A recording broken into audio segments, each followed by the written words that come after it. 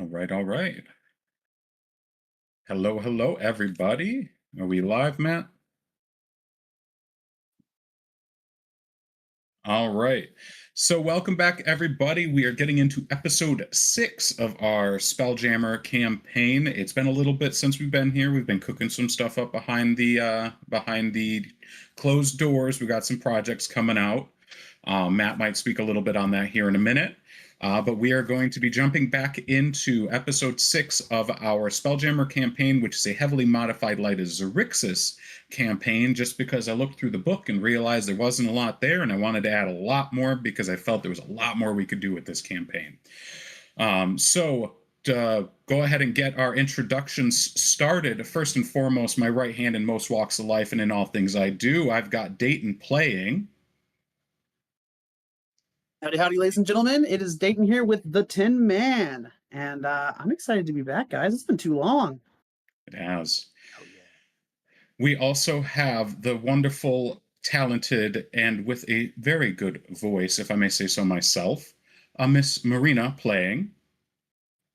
Hi everyone, I am Marina and I'll be playing your enchanting Jade Fox for the evening. And next, of course, we have the who's probably one of my favorite people to talk characters about and go into depth and lore. And all around, one of the people that helps me get through these campaigns as smoothly as we do. We've got Alex playing. Greetings, everyone. I am playing Nico, your friendly little plasmoid. And last but certainly not least, the man with our heads up and notifications, but also one of the biggest bringers of energy to our games. We've got Matt playing.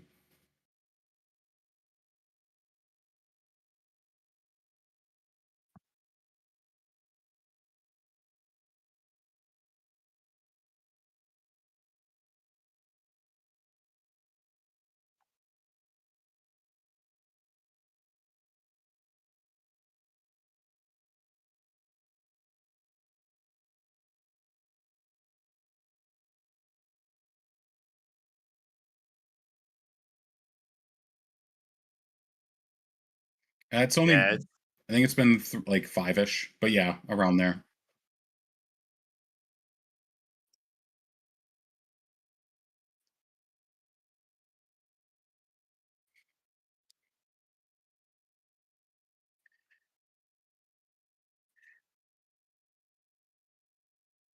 Mm.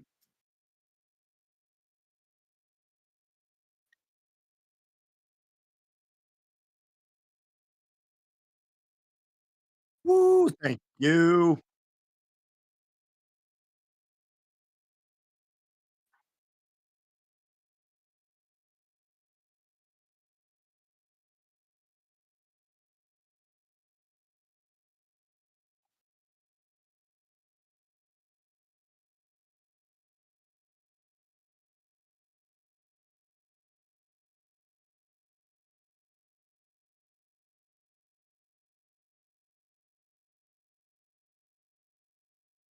Mm. So, yes.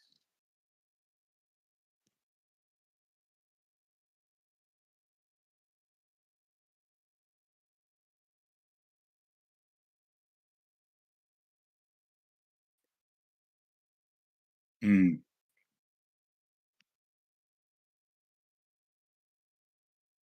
I was like, yo, the Warlock one is dope. Yeah. And how's that spelled?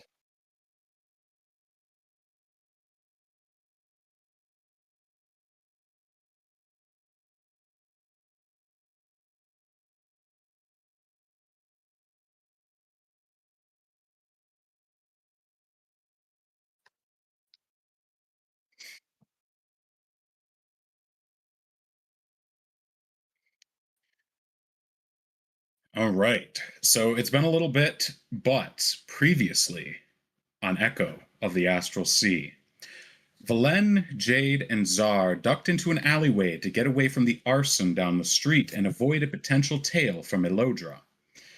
Valen somehow cuffed himself and struggles briefly to get himself out. Jade speaks for a moment with a figure who makes a face on the wall and confirms that she's been seen with this group, haphazardly looping them in as accomplices.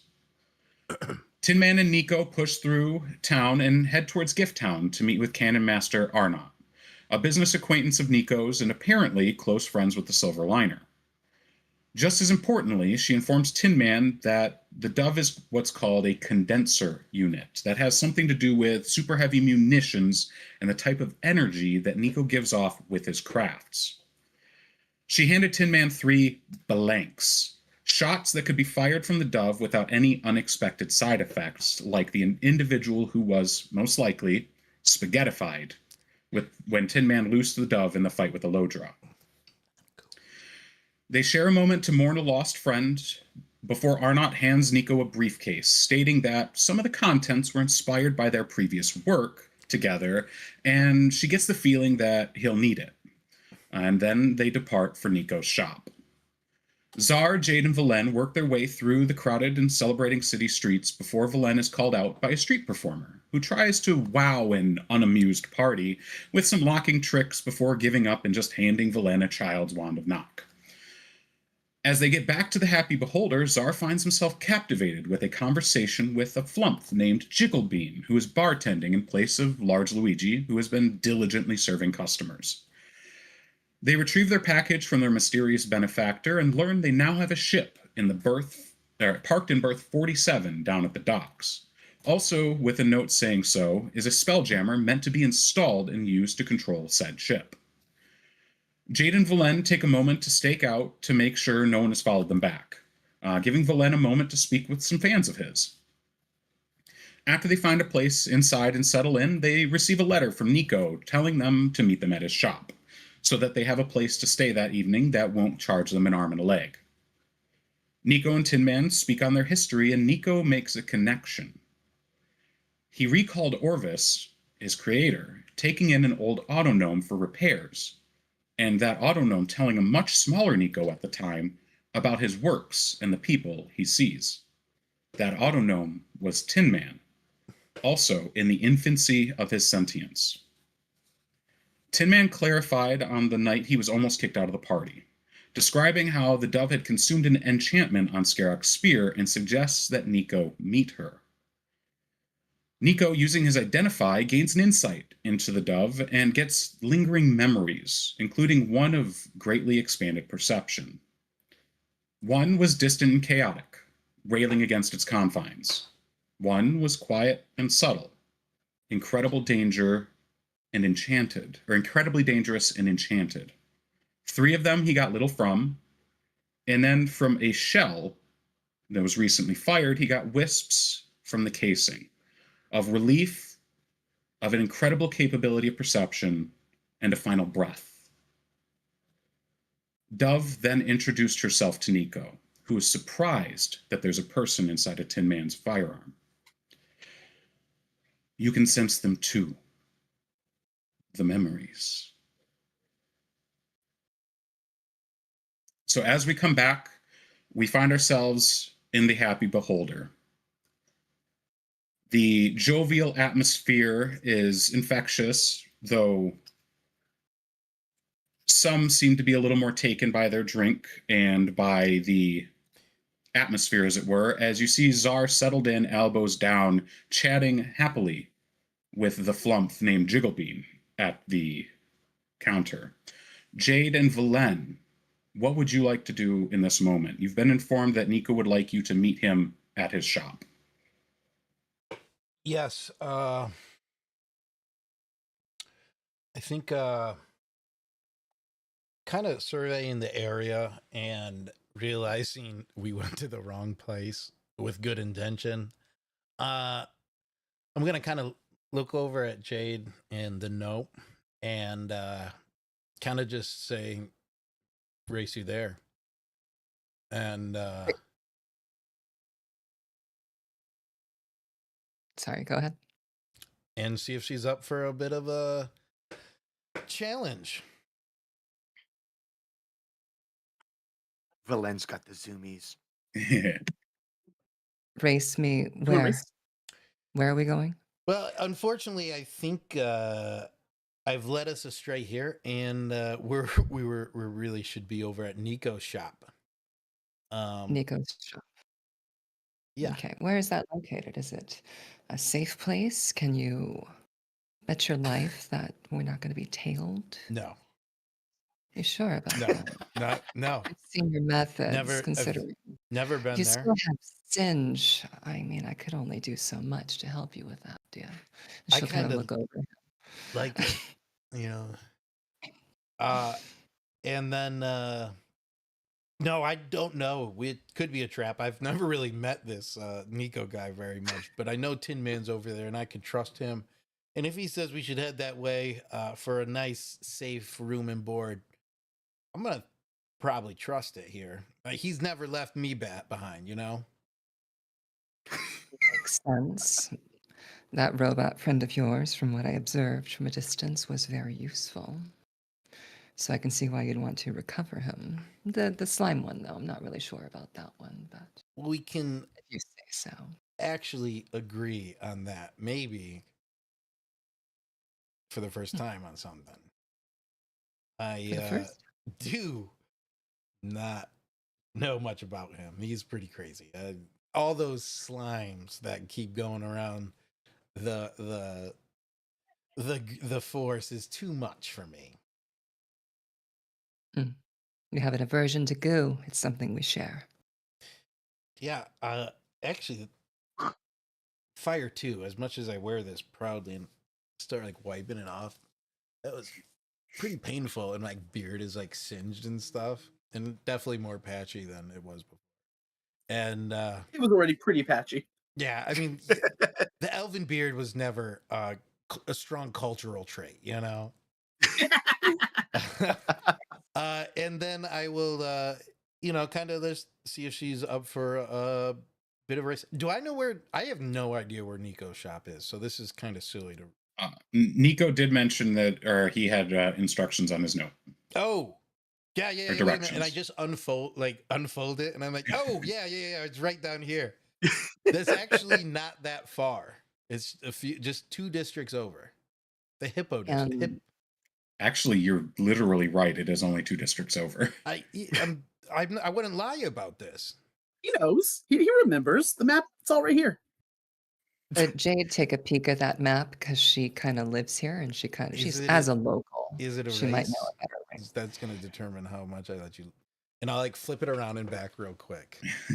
Go ahead and make a perception check for me, Marina, at advantage. The man literally has zoomies. You saw it. Gonna race. Yeah, we got a race. Got a race. Oh, Oh my wow. god.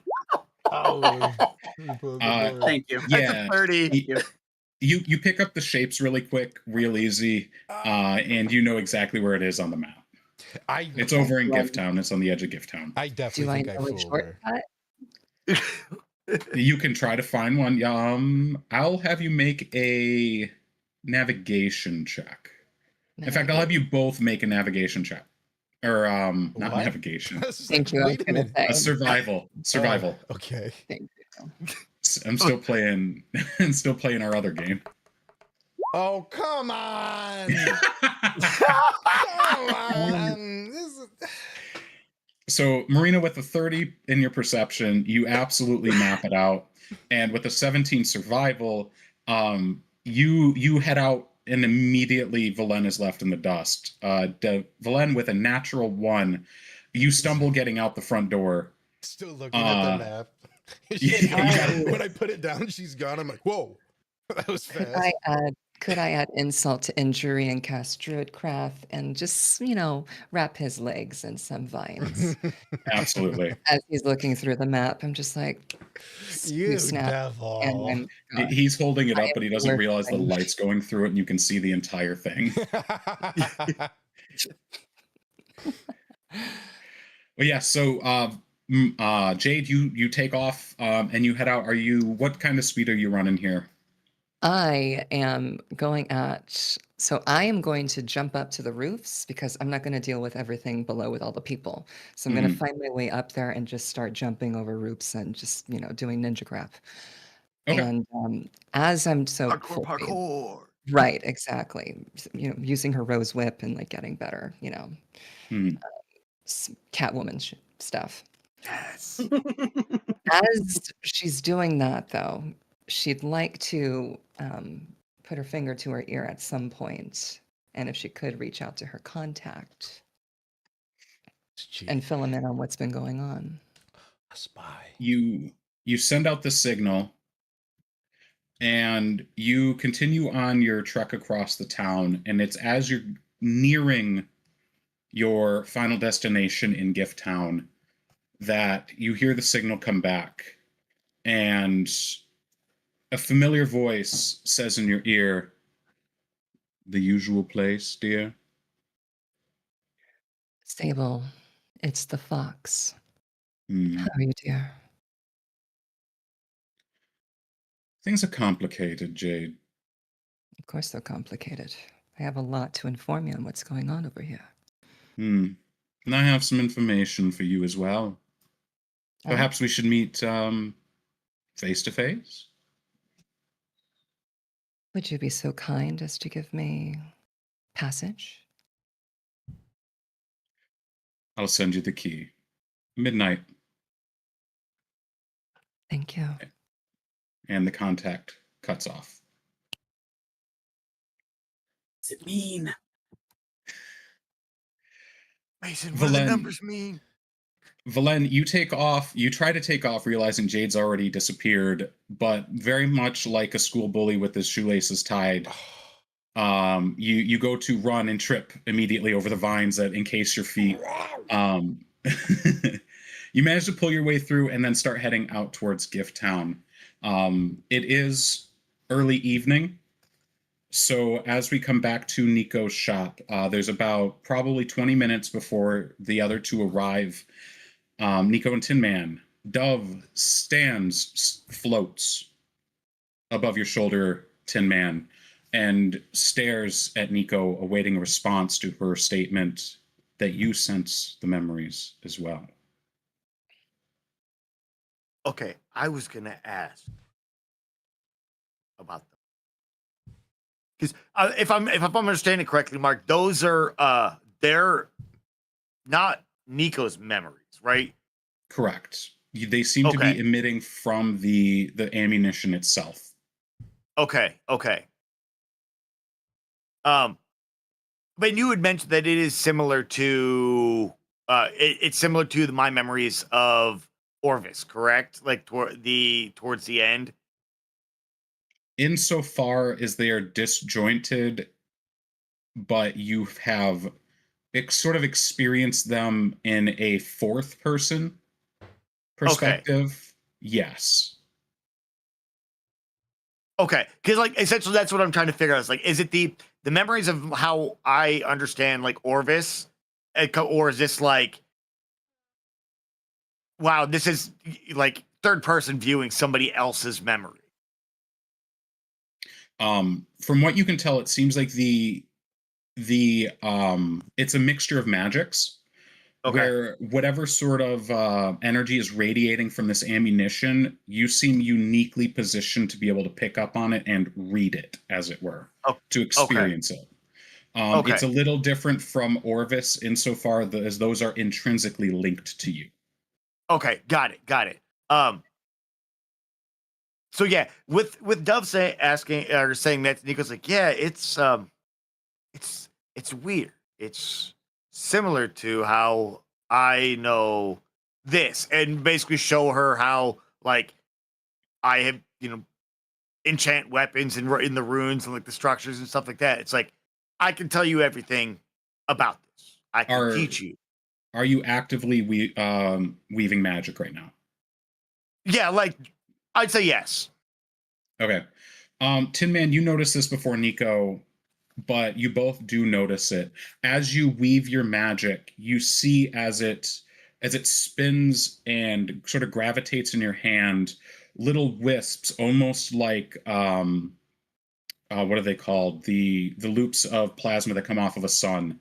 Sort of like the escaping edge of a black hole where the gravitation hasn't quite caught everything yet. The outer disc. The accretion disc, yeah. Yes, you can see edges of that accretion disc sort of shear off and float over to Dove, who then recoils and backs away.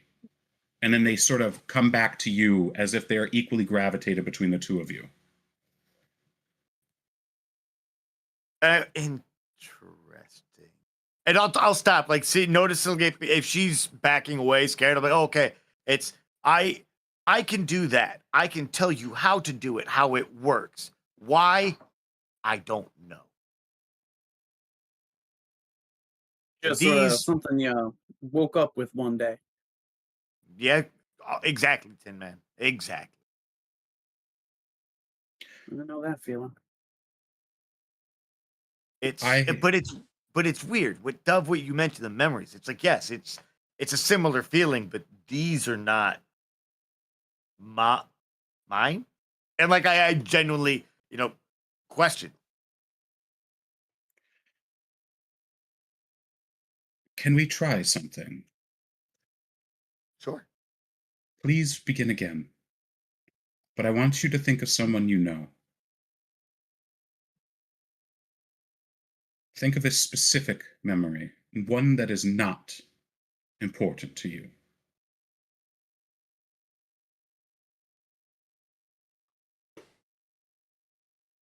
Okay. How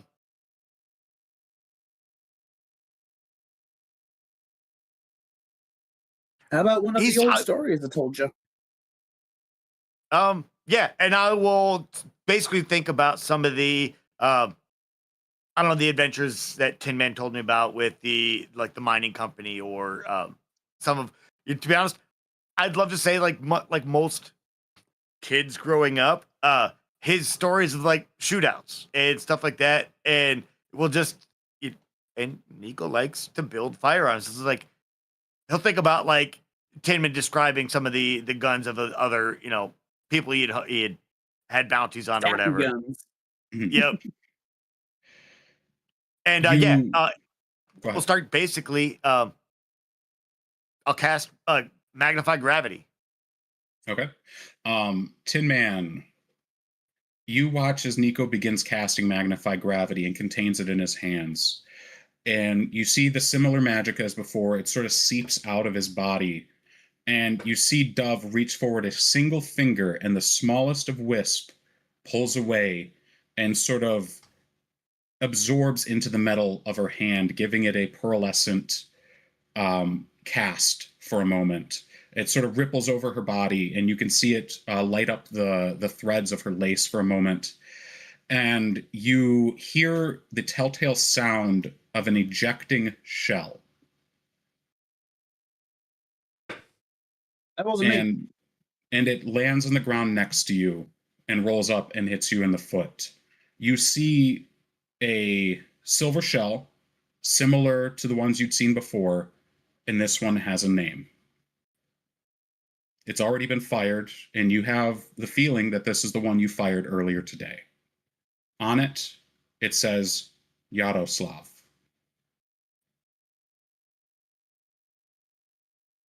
I'll take that away. Mm,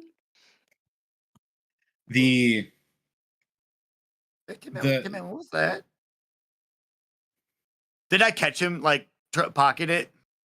Are you trying to be suave about it? No, not even slightly. Then you see it. Okay. Say no. Hang on. Tim Man, what? May I see that? Sure. You're interrupted as Tin Man goes to reach for the casing as the dove emits a white mist. And she begins speaking. This is the memory slag. And she sort of reaches up and swings her hand through it, sort of like running her fingers through mist. And you see as it almost follows her hand and it touches Tin Man on the side of the shoulder. Tin Man, you feel your own memory, but it is suddenly foreign to you. You don't recognize the person in this memory. Even though you look down, you see the same rivets, the same plating, the same firearm, everything. Whatever just happened This memory was stolen from you and given back. That's that's uncomfortable. That is the only word I can use for that. That was mighty uncomfortable. Nico, I'm not going to pretend to understand half of what's going on here. I'm a simple droid. I got simple needs. But this here lady, she's all I got left of a really good friend of mine. I don't know how, but she's clearly connected to you and Orvis. We're out here on a bit of an adventure, a bit of a journey, a bit of a quest. I told you about plenty of them growing up. Would you be willing to stick around with us? I get the feeling if we keep you close by, little lady here might have some more epiphanies along the way. I'm not looking to have any more memories plucked out my gears, mind you. But maybe we'll uncover something we all forgot. As soon as Tin Man finishes speaking, he goes, "Yeah, okay." And I will grab basically a piece of paper from the workshop, and on it he'll write, "My darling Domina, heading out with friends. Be back. I don't know, Nico," and just like play IDK. like yeah. uh slap it to the wall and like just basically pin it up with ooze, and we're like, all right, let's go. And then I'm like, wait, people are coming here. And Yeah. kind of wait. Actually, real quick, you called in Valian, right? Could you do me a huge favor? Just one little, just a little favor between you and me. I'll pay you back later if we have an opportunity. But just something I'd like to get taken care of privately before he gets here. Yeah, no. Oh, they make bots for that. No. Naturally, look, back when I was. No, have that shop in the back. Yes, I know. Look, maybe in 10, 20 years when the rust starts getting in the way. But for now, something unrelated, I assure you. Technically, I ain't been serviced by a proper Fapple brand certified tech in a few years, and it's having some weird bugs. That old man of mine was always one to put his name first and his product after.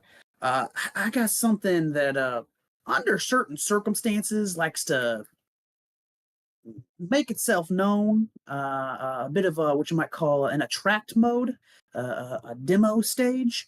It's annoying. I've learned to deal with it. I accept every part of myself. But unfortunately, Valen, the music that it plays, it freaks him out. If you could maybe do something to just change it, make it a little less intrusive. I really don't need Valen sticking his gun to the back of my head again. Thank you.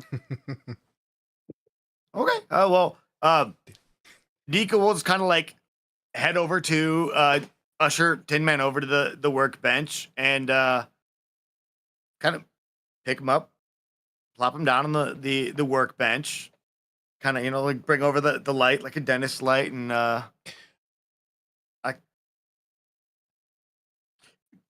of doing the scan, trying to look like, well, how do we? And at that point, I will, again, I'll just ritually cast Identify and more or less try and identify the schematics. Like, what is he talking about? Is there something in his, magical code per se that will show me? Alongside your Identify, I would like you to make a perception check. And seeing as it's paired with your Identify, it will give you advantage. Sure. I thought Orvis always had cold hands. Oh, I'm at dinner first. This is getting sensual. I love it. Keep it going. Is this where the ships start? Mm-hmm. No. This is just two gentlemen helping each other out. Nothing leaves this room.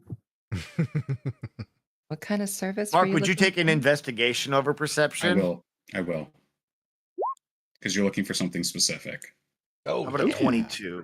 Yeah. 22. With a 22, you using your identify spell and your expert eye for mechanics, it doesn't take you long to realize that the mechanisms that make up this attract mode seem to have been tacked on after the fact, and it seems to be either happening when Tin Man is nudged or bumped in the wrong way, or if he does a specific series of movements that seem to activate it. You can see a series of levers throughout his body that all activate in sequence to set it off. And it sort of seats itself in his hat and pops out when it activates. It doesn't look like it'd be too terribly difficult for you to disarm entirely if you wanted to. As for changing the music, as for changing the music or anything specific it says, that might be a little more challenging. Okay. I'm not going to 100% disarm it. Mm-hmm.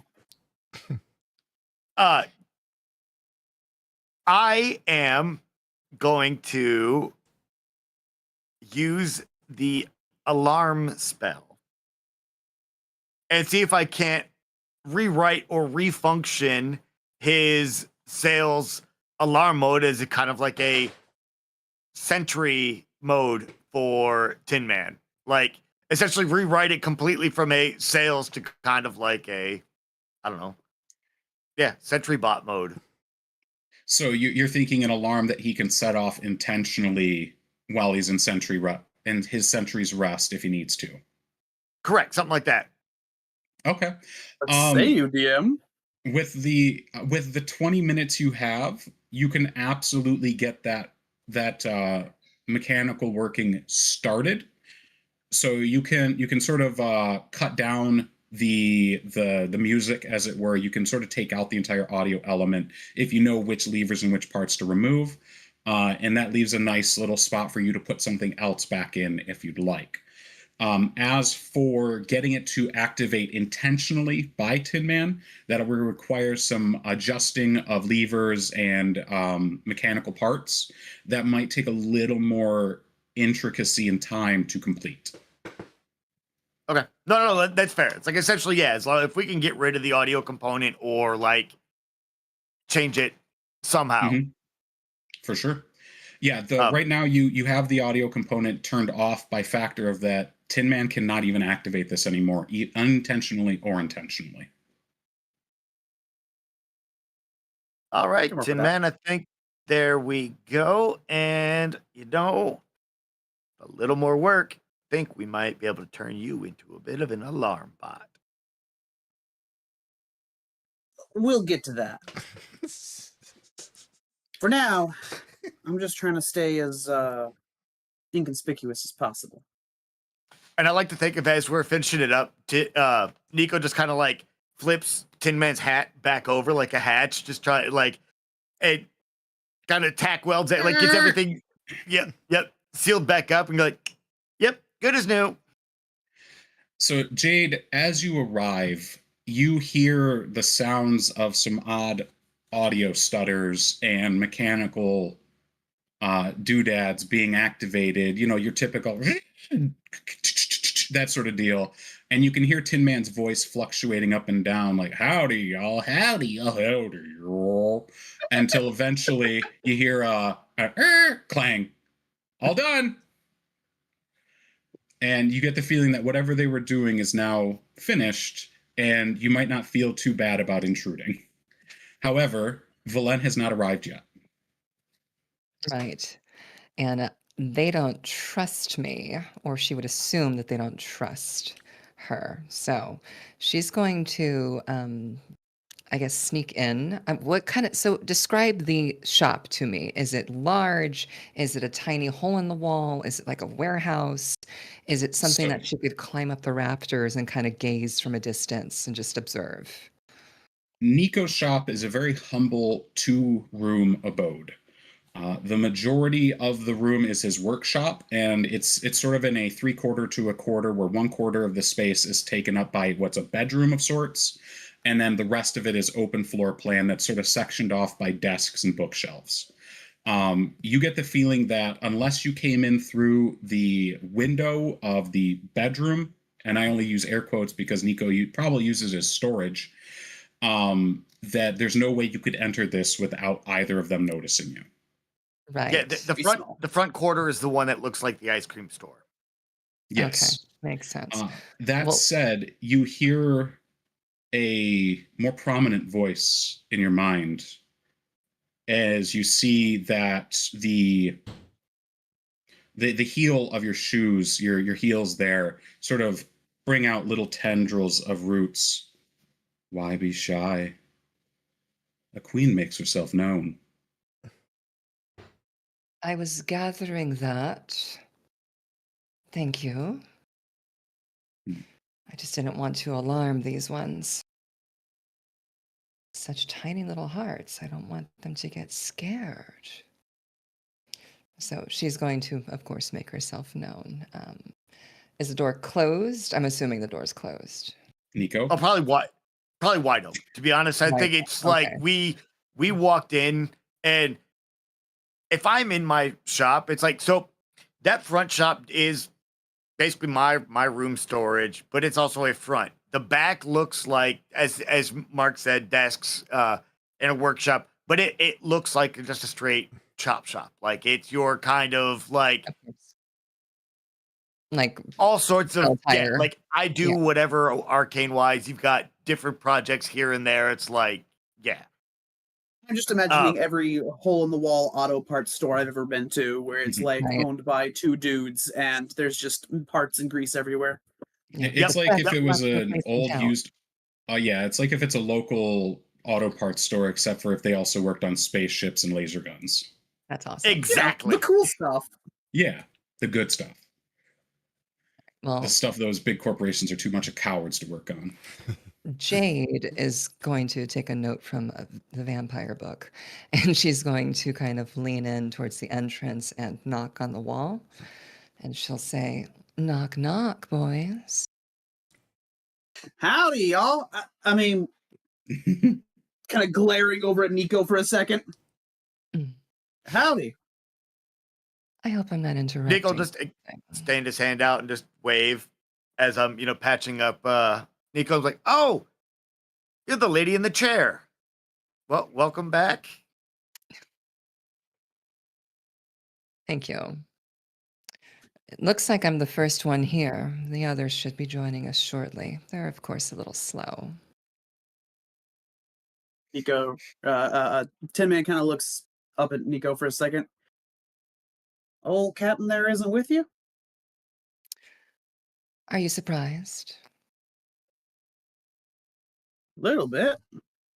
Didn't think little lady like yourself would take your time to be here without him. Wait. Sure, you got busy things. With Wait, all due respect, he wanted to race. And, Hmm. well, you've seen my tricks. No, that makes sense. I'm more surprised that you obliged him on that. Well, then I suppose we'll be seeing him probably in a hot 30 minutes. Apparently. I- That's not comforting, but yes. I leaned down and whispered to him. It's like, "Oh man, I thought she killed him. I thought we were, but good. It's just a race."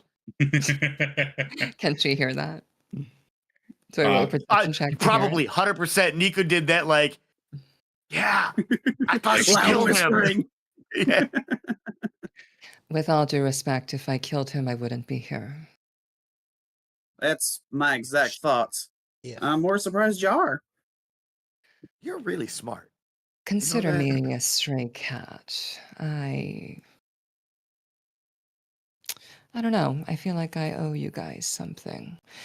Not to mention, you've all got targets painted on your backs, and the only way you're going to get out of this mess is if you have some information, which I do have. So, I admit I didn't feel the target on my back until you said that. I get the It's- feeling Kitty Cat's not here for a saucer of milk. Just what you talking about, little lady? that firebrand that you were poking your guns at, my sister.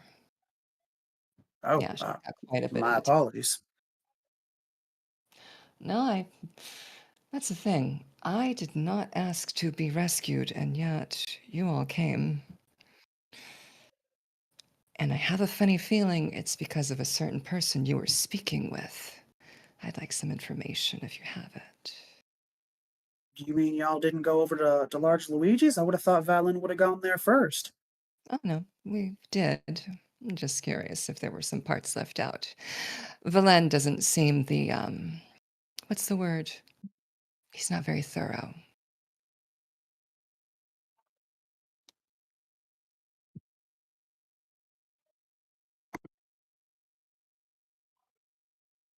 Well, does that mean that the gentleman who was offering us the reward wasn't there no more? Precisely.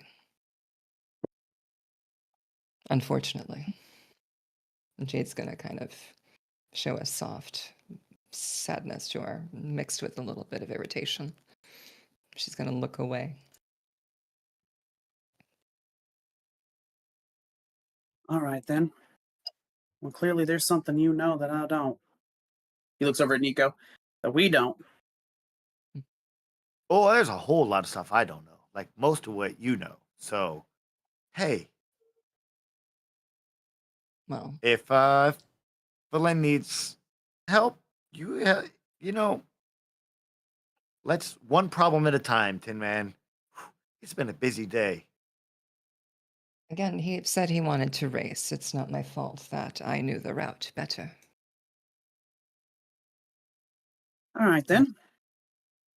Well, then before our good captain rejoins us, why don't you do me a favor and tell me just a little bit more about why you were in that room? It's a funny thing, I don't really remember. I remember just going about my day.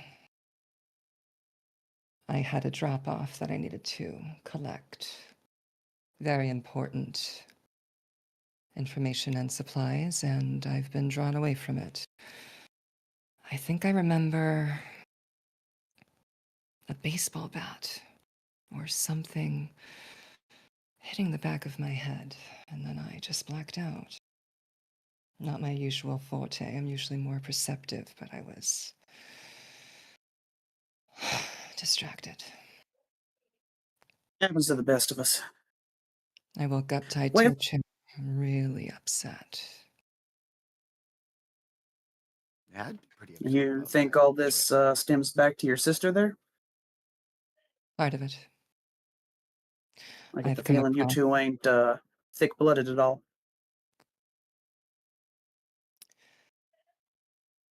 as thick as orphans can be. Ah. Not of blood, but she was sister enough among my others. Same with that gentleman that you all were speaking with.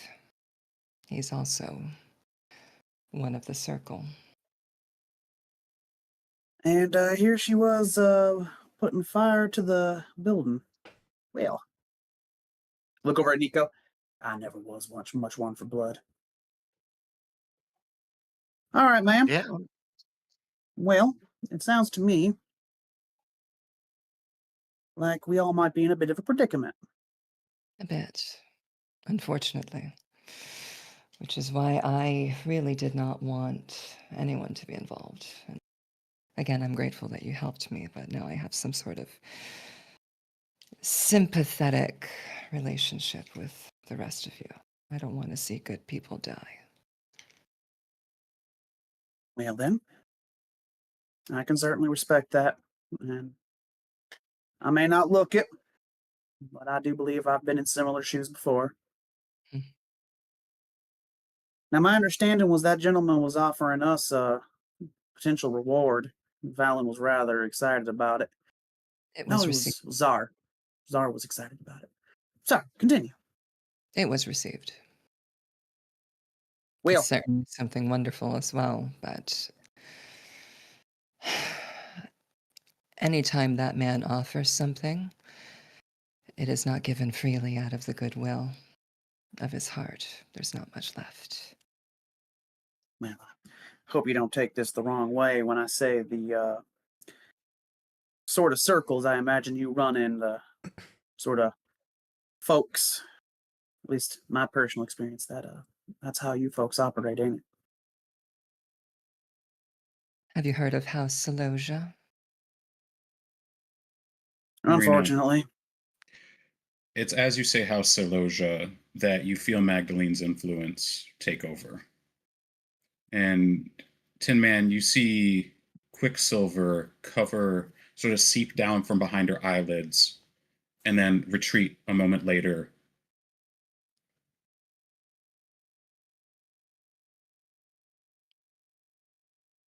I apologize. I'll try not to pry too much.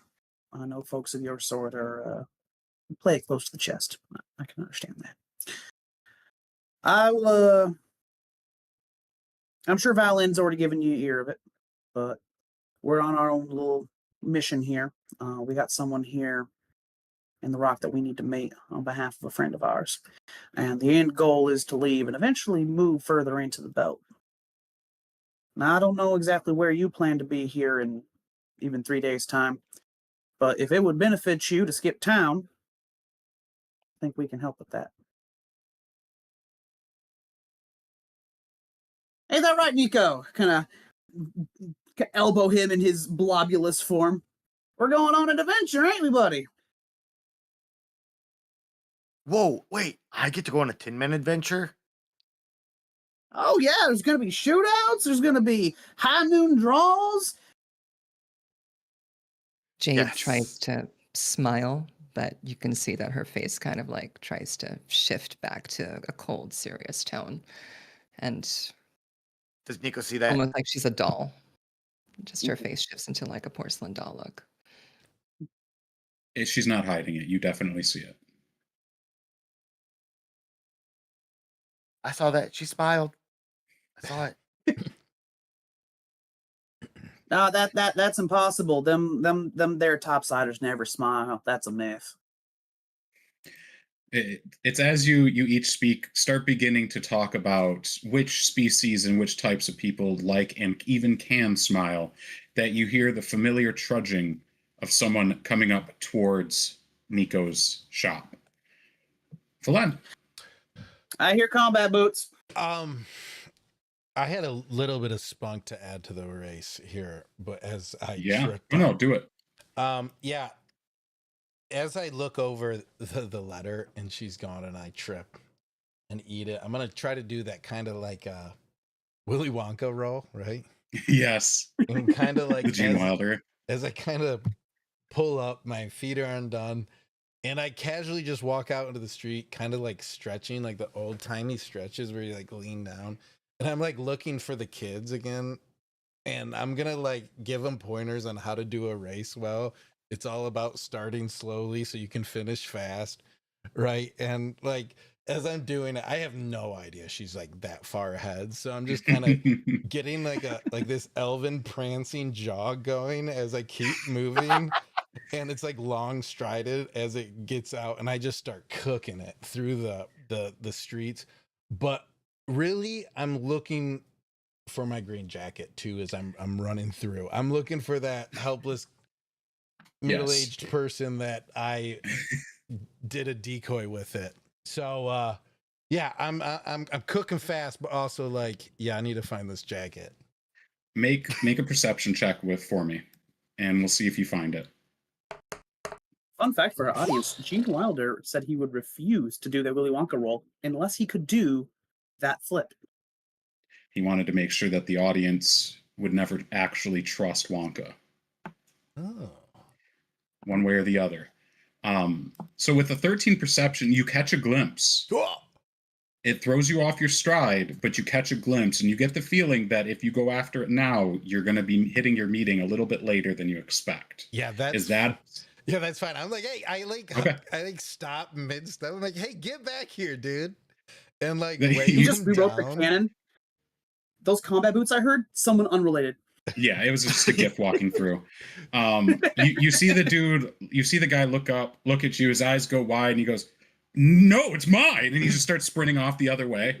And I'm chasing him. I'm getting my jacket back. All right, make an athletics check for me. I'll give you advantage because you're already warmed up and stretched. All right, how about 18? All right. He turns and runs face first into a crowd of people and just sort of falls into them, causing a domino effect of about 12 people to fall over. You catch up to him without an issue. He's right there. Hey, can I get my jacket back, dude? You gave it to me. On top of him? Yeah, I know I gave it to you, but I'd really like it back. It's kind of like my color, and it didn't really plan out the way I thought it would by giving it to you. It was never really his color. I'll sell it to you. I'll give you 1 wand of key opening, and I'll like pull it out and wave it in front of him. Why would I need to open keys? I mean, lock opening. Like a key lock wand. You can have it. I think it's a kid's toy. Someone sold it to me. Do you know any good jacket shops around here? And I'm gonna pull up the letter and see if the map has any like jacket shops on it. And I'm looking like, Well, there's 3 in your area. I'm like, yeah, there's a jacket shop right over here. You can go buy one. I have no clue if it's a jacket shop or not. Oh, You just walk that man into like a butchery or something. give me the wand. I'll give you the jacket. Yeah. Here you go. And I'll exchange it and get my green jacket back, which I've been just dying to get back. And I'll like The man had the prop ready. and like kind of put it back on. Who was this guy who had the jacket? Like Yes, and yeah, careful with that thing. It's a child's toy. And I'll kind of put it together because I thought it was like a really high level magic item. And hand it over to him and kind of look back at the letter, see if I can find out where I need to go and start doing those annoying stretches again as I get down and like 1, 2, 1, 2, and then I do the prancing jog as I just start moving really fast and get going again. All right. Yeah, so you get your jacket back. You see this guy sort of walk off. Like, he didn't hear that it was a child's toy. He's just like, oh man, I got a wand of knock. I'm gonna go steal so many jackets. you just set up a heist. You are complacent. You were an accomplice. So he disappears into the crowd. You're just happy to have your jacket back on. You're all stretched up, and you head for Nico's shop, which you have figured out where it is by this point. You about 5 minutes later, you see the local constabulary rushing past, yelling about thieves. Thieves? Like, what thieves are around here? Get out of this place. This place is crazy. But as you make your way, you get into a pretty high gear. You're moving. It's been a while since you've been able to stretch your legs like this on actual gravity. And you come to a skidding stop in front of Nico's shop. The rest of you hear the of heavy combat boots coming to a sliding stop in front of the shop. And I'm going to open the door and be like, and that's why I'm first. And then like see Jade's there. Jade already. is just gonna glare at him like she's killing him with her eyes. I'd like to say that I'd like to say by now Nico has made tea or like something to drink, and like everybody's sitting there. Jade has a cup of coffee. And as I walk in and see she's there, I'll kind of like under my breath be like, "But where'd I get the green coat? Like the magic trick from before." And kind of sit down and kind of intermingle with them. All right. I think now I'm not going to ask how you managed to get that back. I found him, as I normally do. Did Nico ever see Valen wearing the green coat? Oh. Yes, he had it on briefly before the run-in with Elodra. Because he gave it to someone to try and throw her off their path. Yeah. Oh, okay, that's right. Yeah. So You still got some scorched marks on the back there. Yeah. I think I can find a tailor. I think there's a good coat guy around here, actually. I might go check him out. I don't know. Maybe. I don't know. We'll fix it. as we're talking, I will cast mending on Valen's coat. All right. So as you go to cast mending, his coat stitches back up, and I think that's a good place for our break. Yes. All right, we'll be back in 5. See you in 5.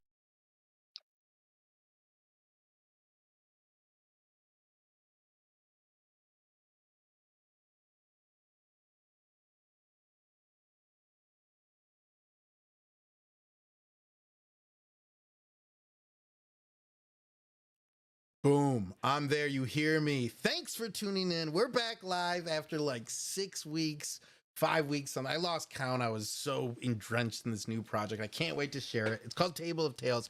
It's coming up soon. It's going great. Mark's doing an amazing job on the edits. There's so much great content. I'm going to share sneak peeks and trailers over the next few weeks. But while we have you here, I just want to take a few moments to share some of the great partners we've made along the way on this new project. There's been 6 major partners we partnered with here. Obviously, Eldritch Founder. You can see them below. Go to their website. Use our code DDC Live for 15% on checkout. Also, get the Eldritch Unlimited. You can do as many characters you want. Unlimited STL files for printing your minis. They helped us big time for our show. I made up all the minis, printed them off, painted them all. They look great. So make sure you check them out. Another amazing partner of ours is Adams Family Gaming on Etsy. Go check them out. It's Adams with a Z, ATOMZ. They're going to be our new official home of Dirty Dice Club merch. We're going to be working with them over the next few weeks to pour over all of our stuff, all of that great merch we've been offering that we've been selling over to them and do a good partnership. He's great. He runs an absolutely amazing shop. His merch is the best. Go check him out. Adams Family with a Z. Gaming on Etsy. They're the best. Some more of our partners, Mythical Meats partnered with us. We had the best snacks for the recording. Go check them out. Order a bunch. Use our code DDC Live and get 15% off. And just enjoy the snacks of the fantasy realm. We had them on set for Table of Tales, and we loved them. We were eating them in character. We opened treasure chests. They had them in there. They gave us the loot box we opened. They were amazing. Go check them out. Get some of those mythical meats all in your mouth and tummy. And another partner, Die Hard Dice, came in last minute, like 5 days before recording. They sent us all character dice and helped us out, hooked us up. They're the best. Check out Die Hard Dice. Give them a look. Buy some dice. I have the whole dice set list of what we used on the stream. I'm going to be sharing it soon so everyone can partake and buy all the dice our characters use in the stream. We also have Only Games. We're partnering with Only Games to bring a subscription box, a monthly subscription box to you guys shortly in the future. So make sure you go check them out. Get involved. We'll have our new project up there along with Table of Tales here soon. And here's my son Hero. He wanted to come say hi. What's up, buddy? Hi. What do you think of the stream so far? Good. Yeah. Do you think that you should check out all our partners merch? Yeah. Did you like those shirts I was wearing? They were pretty funny, huh? Yep. All right. You heard it. That's my boss. Okay. That's the new creative director at the DDC.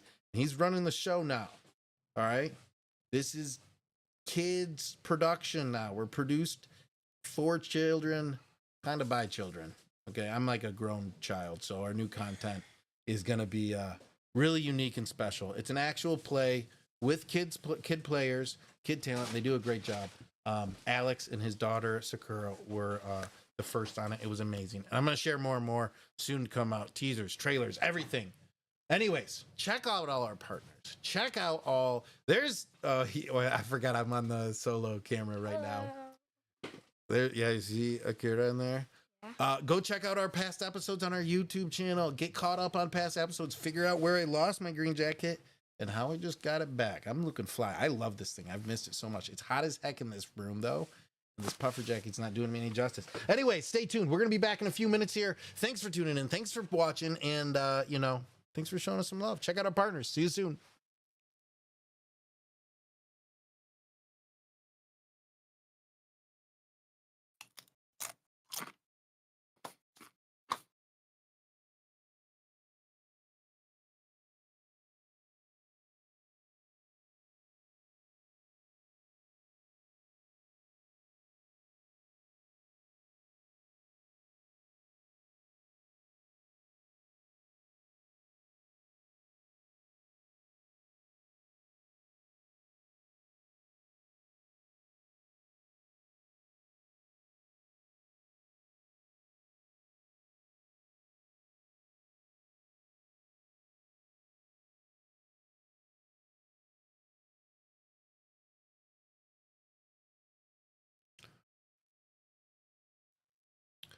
Mark, you're muted still. Hey.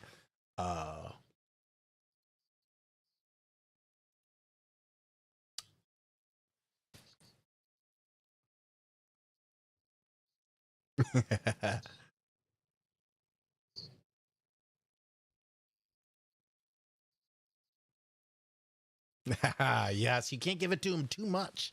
They'll get addicted.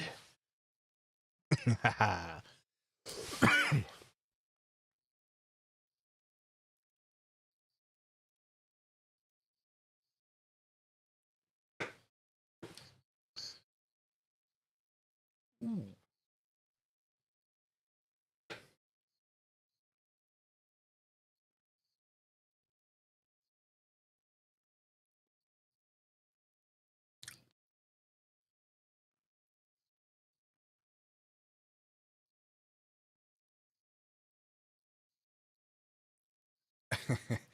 uh,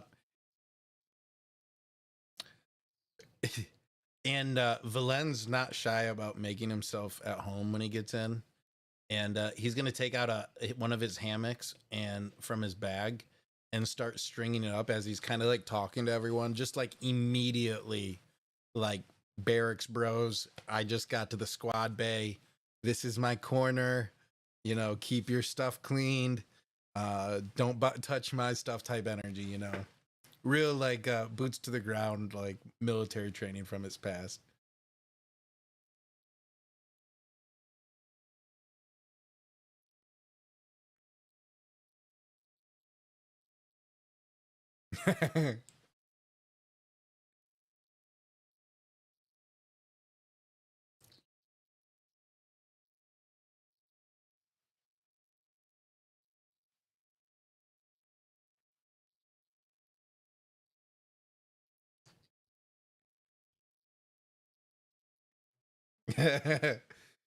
I appreciate you moving just enough of the garbage. Thank you.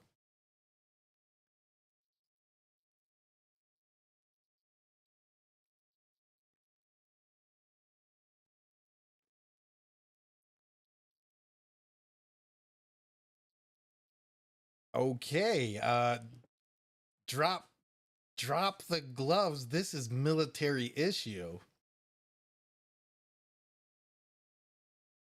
Yeah, they don't give the best. They don't it's not like top of the you know, a lot of people confuse military grade technology that it's top of the line. It's actually just mid grade and relatively cheap. So I do understand what you're saying when you question the military grade here. Yeah, it's military grade, so no, watch your mouth.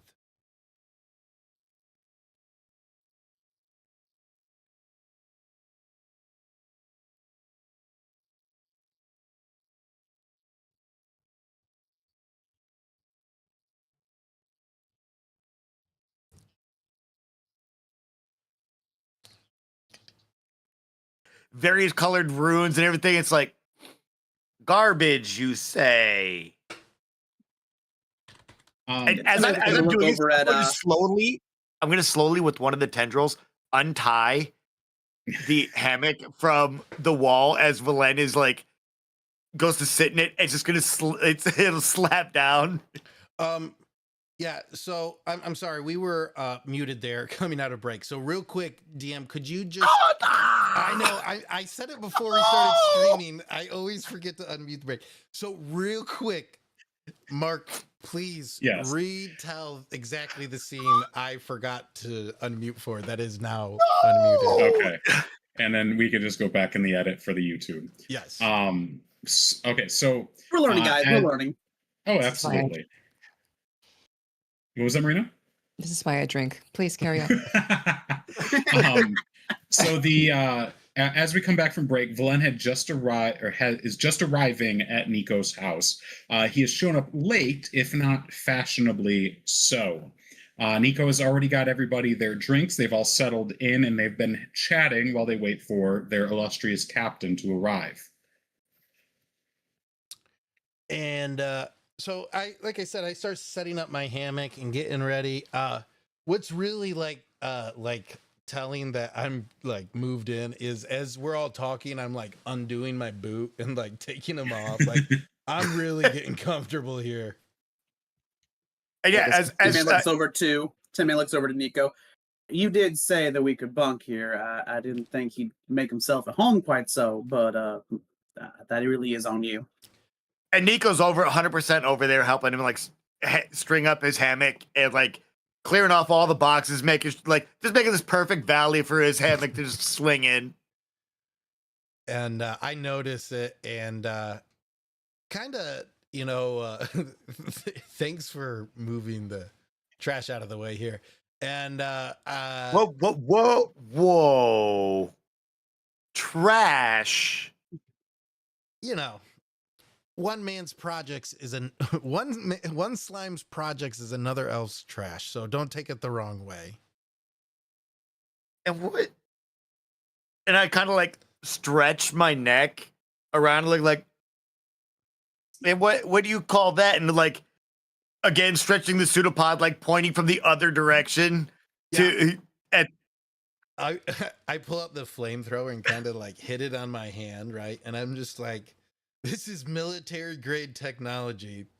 The most average, top of the line, middle cost, gonna work sometimes if you keep it clean every time, probably dropped a million more times technology.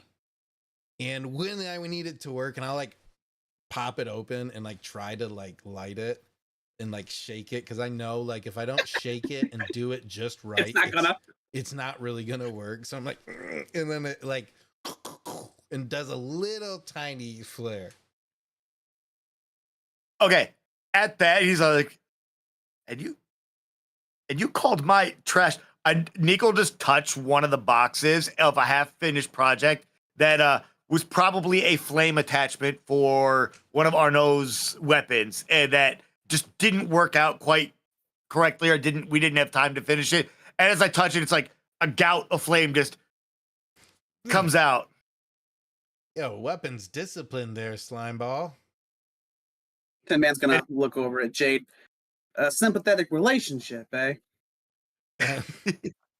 And I'll kind of like put it away and then ask Nico, like, if you want to take a look at something though, and I'll pull out my service pistol, the service laser pistol I had, which is, just standard issue, something I'm trying to upgrade and work on, and just want to know his ideas about it. And when he hands it over, I'll look at it and okay. You do notice Not something bad. unique about this pistol. As you're looking over it, you can see the firing mechanism, and it does emit some sort of energy. You're surprised that it's not force energy like most laser-like weapons. This one somehow emits radiant energy, and nothing in the makeup of the pistol can you figure out why. Well, while you two are ogling your tools there, where's Snar get off to? Oh yeah.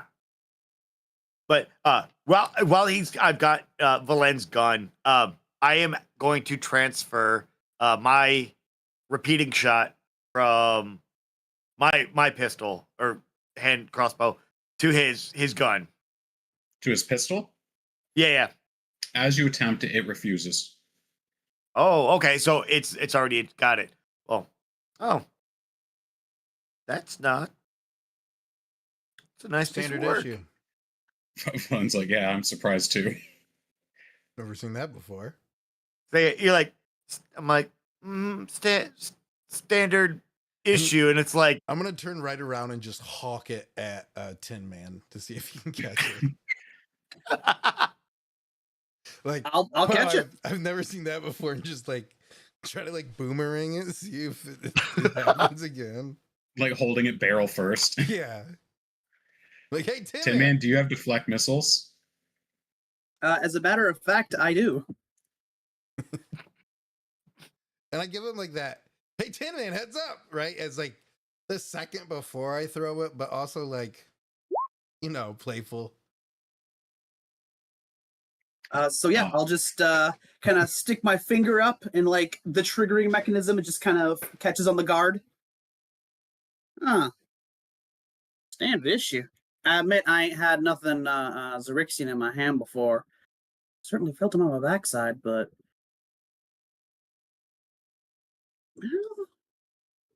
I mean, it's a piece. I've seen you work with it, though I admit what I've seen you do with it is more than I would have expected from this thing. Go ahead and toss it back to him. I catch it. Yeah, if we're comparing sizes here, the dove's a beautiful piece. Thanks. But this is my old monster. Gonna throw him the Stargrazer. Ooh. She don't look like much, but she's gotten me out of hell and back.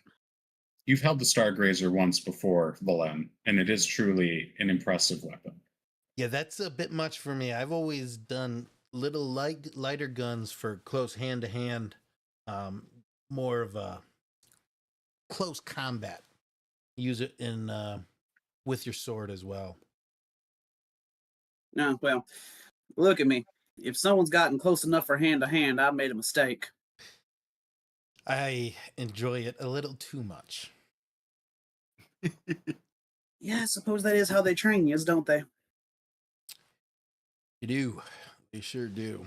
And then I'll like look at it and then kind of just put it away. So I'm Nico, this is your shop. I like it. It gives me barracks vibes, which is very comforting in times of trouble. You need order and direction. Speaking of which, what's the order and direction we're doing here? That was what I was about to ask you. I'm going to assume that Czar's already checking out this reward of ours. I saw Czar at the bar preoccupied, and I'm going to leave him a note, tell him to meet us there. Understood. Yeah. I'm surprised we are making ourselves comfortable He here. was hung up in some woman's arms, something bad. And I know when... That sounds about right. I know when another adventurer's got that look in his eyes, there's no great race that's going to pull him out, no matter how close it was. Well, I think that ship might be the exception. I'm surprised we're not running over there now. He looks over at Jade. Are we maybe waiting before broaching this prize of ours? And I start taking down my hammock as I start thinking like we're not hanging out here. Like, don't turn it. Say your piece, Jade. Jade. No, let Jade speak. So I imagine as Tin Man looks over to find Jade, Jade's actually like just ducking out, and she's walking around the perimeter because she doesn't feel comfortable in this place. So she's dropping little seeds everywhere, and they're growing into these little flowers. And I'll post an image in chat here of what they are. So Jade's planting little centuries. Ooh. And each of them will embed into the cracks in moss and soil around, I guess, Nico's shop. And they're cup-shaped blooms. They're called hellebores. Each flower tilts downward as if listening, or They're silent and vigilant, and toxic sap will glint faintly in shadows as they just, sit.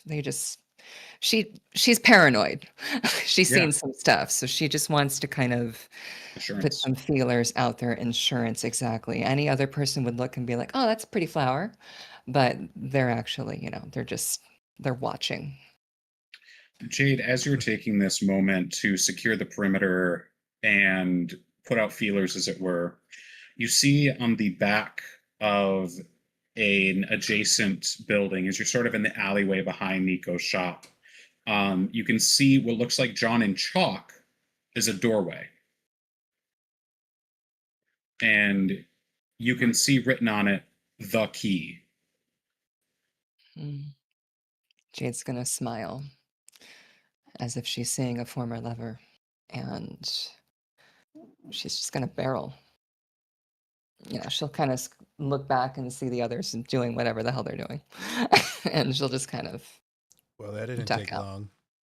You step through and you walk into the bricks, and instead of impacting with a solid surface, you step through.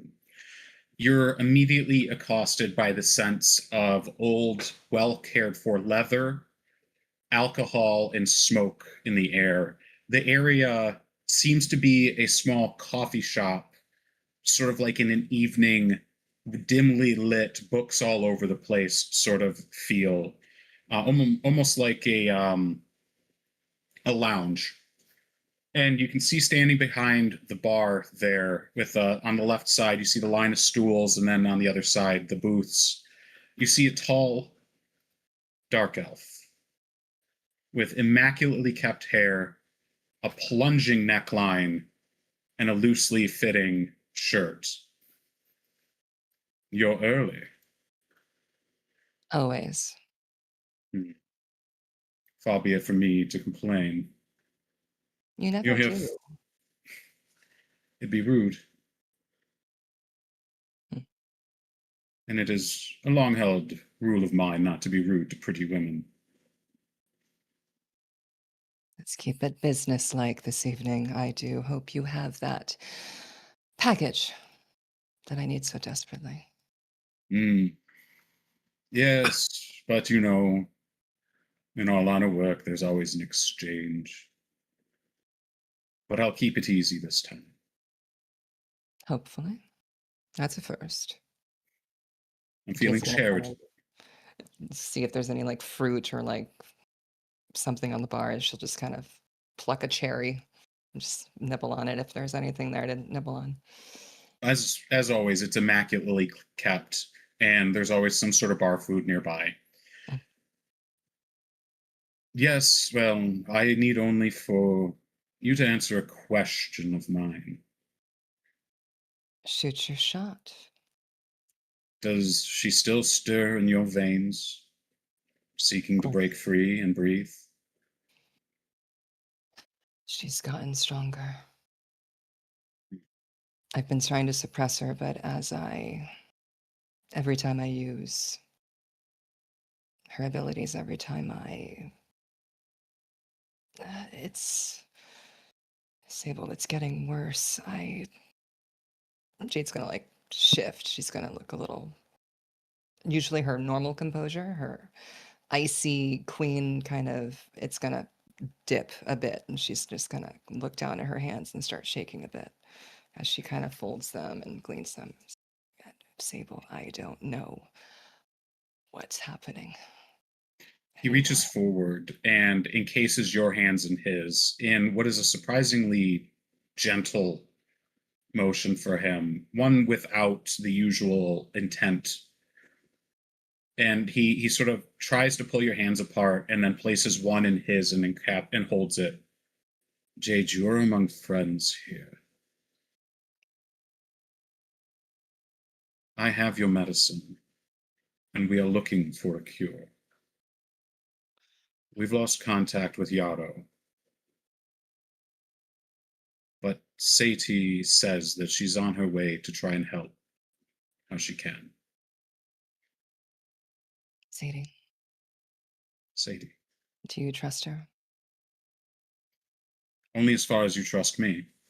which we both know isn't quite so far. But True. in desperate times, Jade, It's quite a desperate time. you Alodra, see, go as ahead. he pulls back, he leaves the capsules in your hand. You have 8 of them.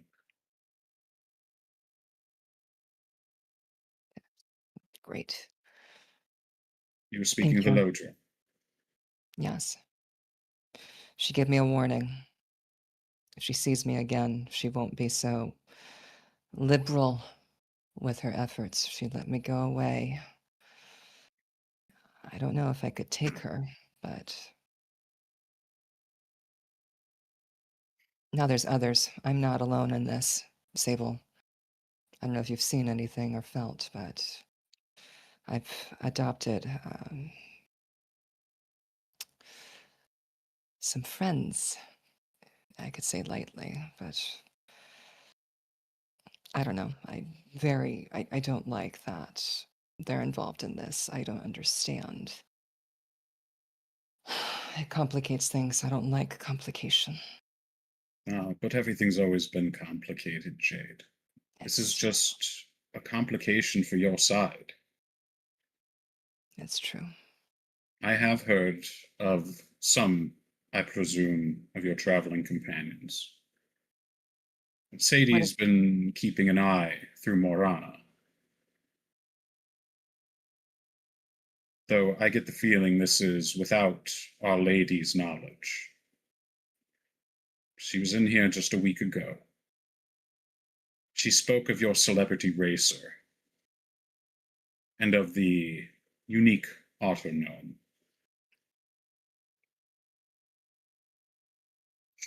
makes me even more nervous that they're known, but of course, Saloja would know. Of She does make it her business. course she does.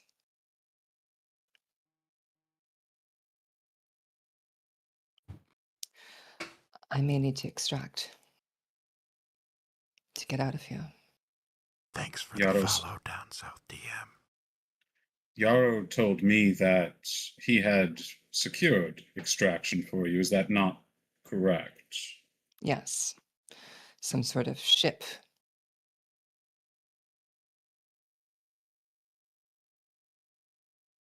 No doubt. One that's been off registry for some time. No codes. Nobody knows the name.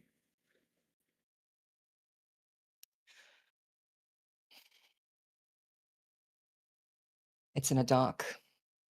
Hmm. Do you know where it is? I do not. The ship is docked at berth 47. Hmm. Can we get eyes on that location? Ah, an exchange. Here I Name your thought you were price. giving. Here I thought you were giving information for free, but more the fool I. Yes, I do believe we can do that. There will be a requirement. Name it. The security is still tight around the Rock of Brawl. No matter where you go, no matter how you attempt to leave, you will be noticed. The issue is the eyes that exist, the ones that are searching you out. Yes. We know of Our Lady Magdalena. But there's tell that the Xerixians have a particular interest in Brawl. Or, I should say, stopping what's happening in Brawl. They're on high alert for this merger day. And they want to prevent it. Do you have a target for me, Sable? I do. And a special request has come through. It is not. It is to look like an accident. Do I Prince go ahead. Andrew. Prince Andrew. Really? Cut off the Do I snake's head, as they say. certainly? Do I have full creative liberties?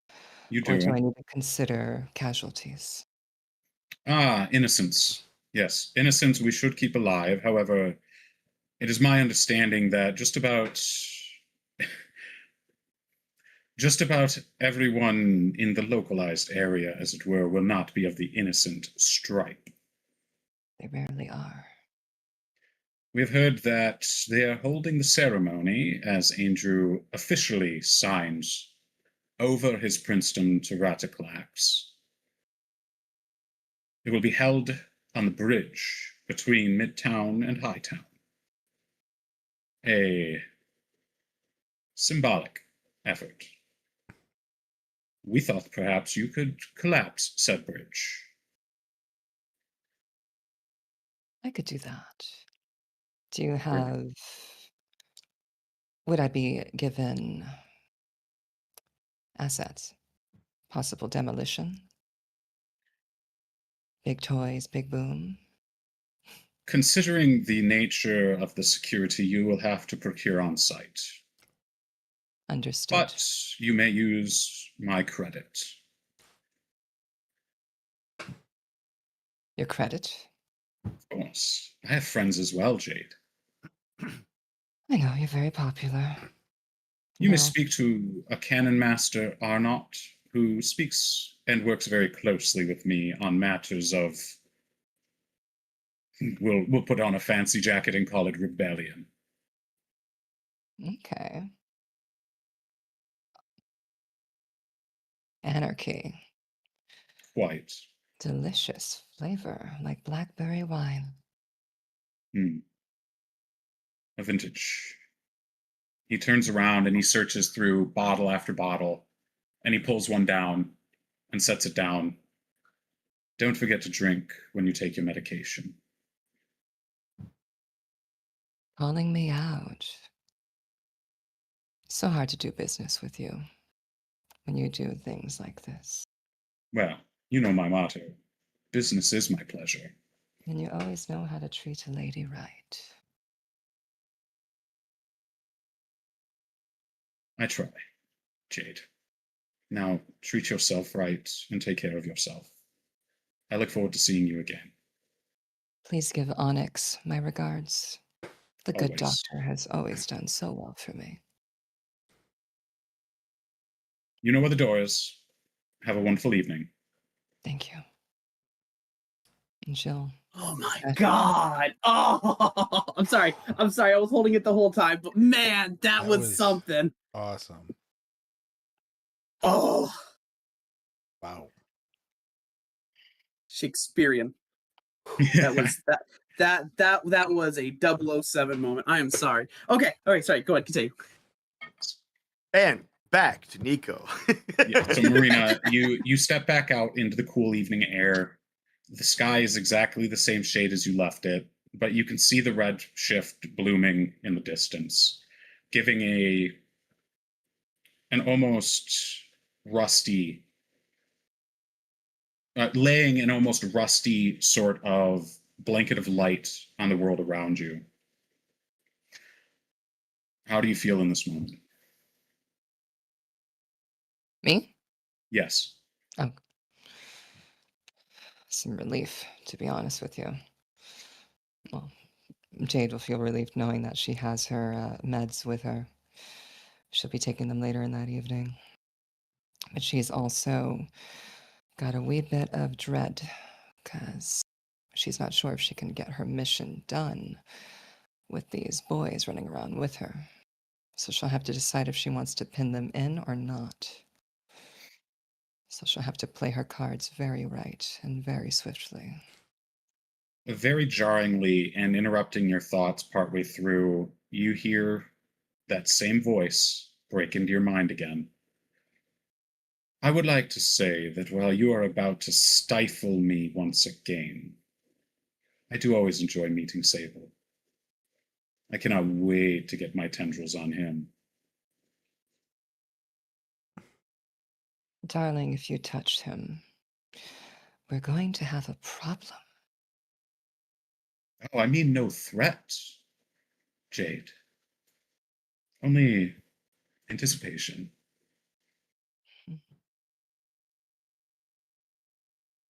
I don't know. Sable's always been someone that I can trust.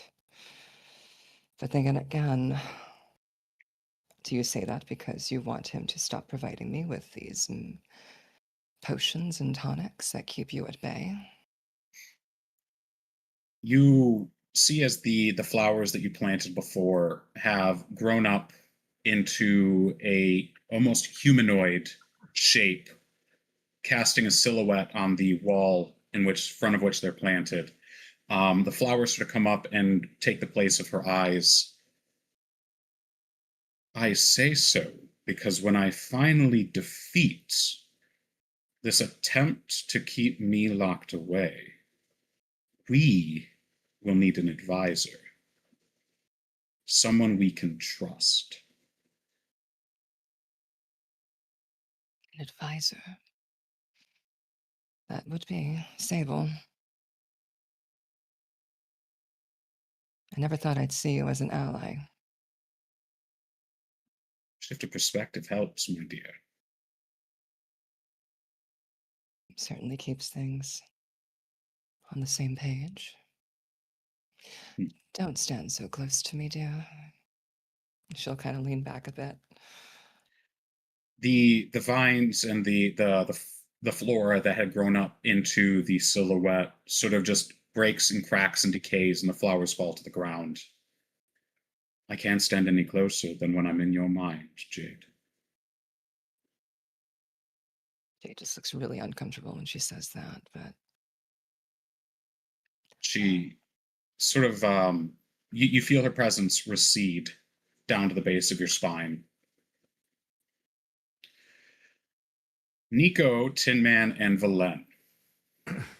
Jade has stepped out for a moment, but you can sort of hear her muttering behind the store or the shop. Whatever it is, it seems intense and like you probably should not interfere.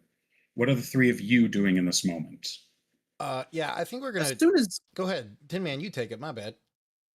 yeah, as soon as I feel that she is occupied, Tin Man's gonna lean in like, all right, what the heck happened with that drop? Y'all made your way over to Large Luigi's, right? Yeah, I'm gonna fill him in on what happened over there. That he wasn't there anymore, and that we have a ship waiting for us at dock Earth 73 47. 37, or is it 47. 73? 47. It may have been One 47. of those numbers. I don't Oh, remember I'm which one exactly. And I'm gonna be like taking off my boot, and it's like definitely stuck. It was definitely a 7 in it, and like it finally goes off, and I like flip back over my chair, and I'm like, darn it, and I get back up. There's a 7 in it. Well, it sounds to me like Czar's keeping himself busy for the night. I'm curious why this lady chose to stick around. I get the feeling she would have met up with her boyfriend there and split town first chance.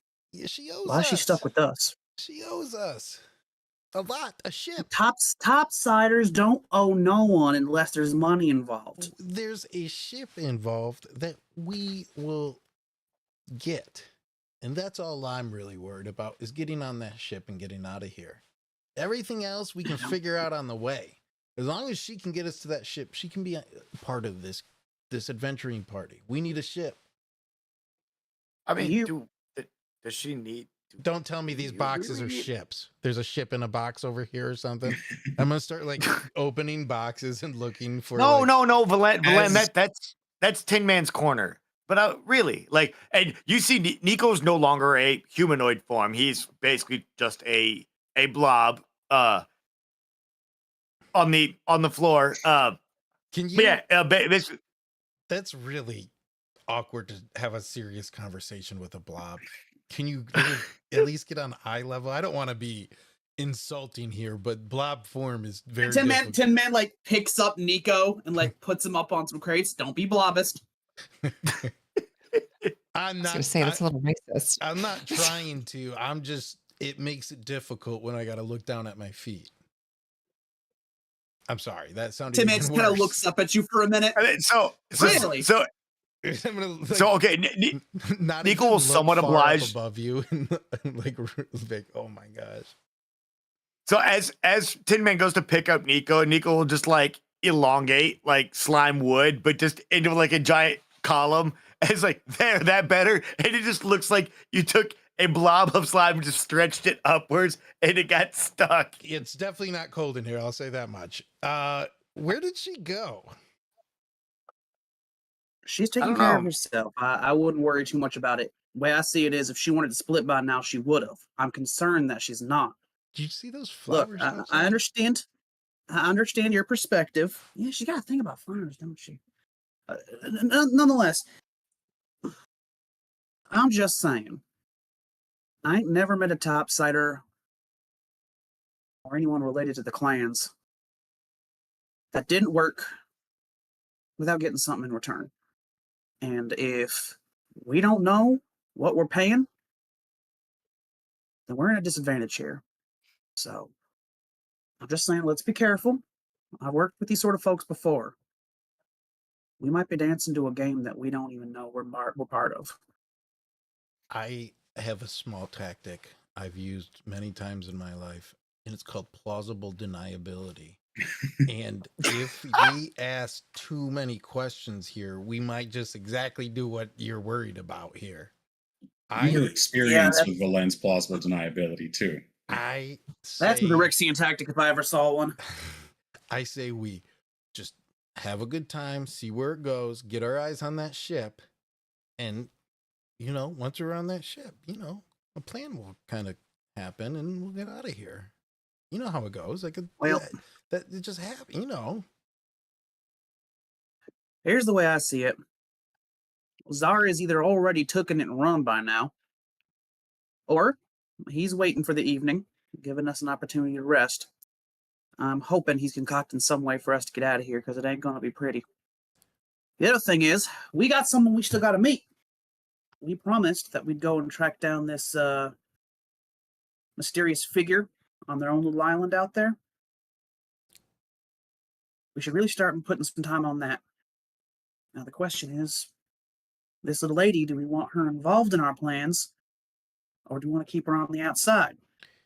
Because if we're going to get her involved, then we need to start planning quick. I don't think we afford her the plausible deniability of ourselves. No, Captain. Not with you leading. Well, there is a plan. I promise you, once we get to the ship, the plan will be there. Is Valan, so your plan to just get on the ship and go? No, my plan is get to the ship and make a plan. Okay. So, so this is the plan to make the plan. Tin Man, as Valen and Nico sort of drift off onto this this tirade off to the side, trying to determine what plan is planned and what's in a plan and what is planned, what will be planned, you hear something particularly familiar. You don't even realize it's so familiar you don't even realize you're hearing it at first. You realize that it's been about, by your internal clock, it's like 5 minutes past midnight. Jade had stepped out. These two are bickering in the corner about what plans are, and you hear a whistle that goes high, then low, in one sort of shift.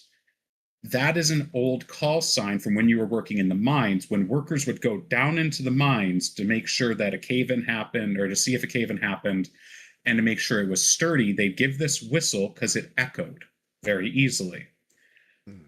This is the canary call, meaning all clear.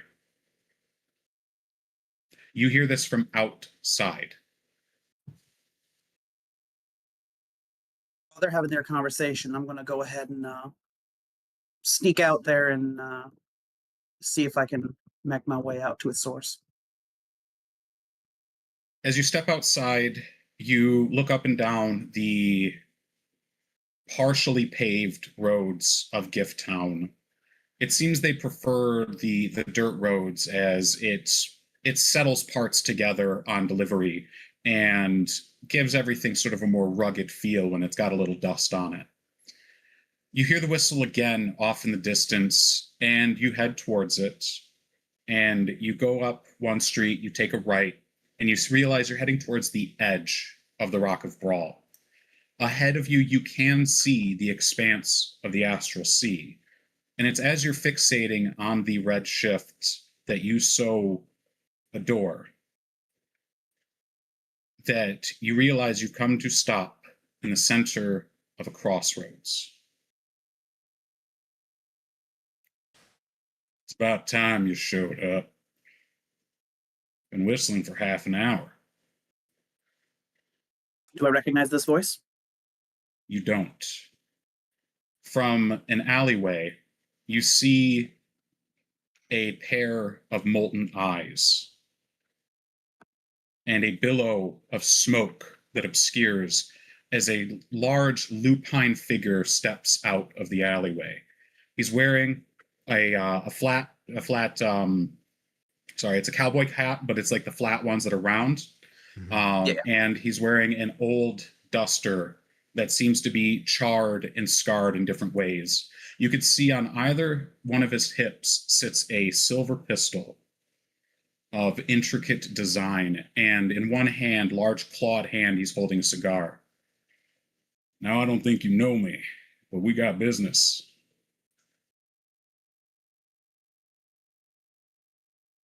Can I insight intuit out his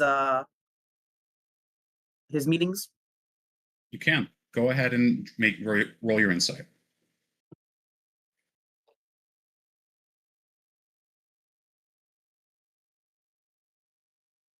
Oh, come on. There we go. 25. The 25. You get the feeling that whoever this is, they have business with you, not necessarily that the two of you have business. You you Cataphract's new boy? You catch on quick. The name's Croft, but I ain't for Cataphract. I'm for your pappy. Is that so? Quiet. Nothing but a tool and a hammer until suddenly I start thinking on my own. I think you may have a misunderstanding here, son. We're looking to repurpose a tool, not take it back to the shop for repairs. I gotta say I don't much not like having a saying what I do. See, I've Yeah. rather come quite accustomed to this whole bounty hunting and job taking business. Tell me, what's Pappy got in mind? Well, he sent me out here to collect you up and take your rust bucket butt back. The way I see it, I ain't seeing much rust. Maybe you're not the man I'm looking for. Maybe you're just another cog in the machine that I overlooked. And he sort of stalks around you, sort of not cornering you. You're in a crossroads, so you can go any direction you want. But he's not looking directly at you. You may know my name, but I'm sure you haven't seen my work. They call me Old Billow. Takes a big drag on his cigar, and an enormous puff of smoke sort of encases his head, and you can see his glowing eyes from behind that smoke. I don't know how I get the name. I just like the cigars. Right. But like a good cigar, allies come and go. It's the good ones you want to keep around and just look at every so often. Tin Man, with his hand sort of at gun level, is going to start kind of walking counter to him. Tell me, Old Billows, what made you decide you might want to change friends now? You misunderstand. I'm not looking to change friends. I'm thinking you found yourself some, and I know how to help you keep them safe. You and I both know there's a whole world of hurt coming down on you. And you and I both know the last thing you want is for your responsibility to cost somebody else's life. Yeah. So we can talk, we can negotiate. I pretend I never saw you. And I help make sure you get out of here in one piece, you and all your friends. In return, well, I need a soul. Soul, you say? I As don't know corrupt much as they about get. them. Tell me a little bit about this soul. Well, usually I don't go soul hunting, but man upstairs, he gets what he wants. And he really wants this one, Tin Man. Usually he wants the pure ones, the nice ones, the ones that are out being kind and helping folk, kind of like yours. Though a little burnished for his taste. Well, this one, well, every so often, you go down to the Carnival, you get yourself a good old bag of Crispins, and every so often you get a burnt one. You kind of enjoy it for a moment, just for the novelty. Well, I think he wants one as shriveled up as they come, as burnt and corrupt to the core. And if I'm honest, this is backup. We got other people doing other things. You're just here for assurances, my friend.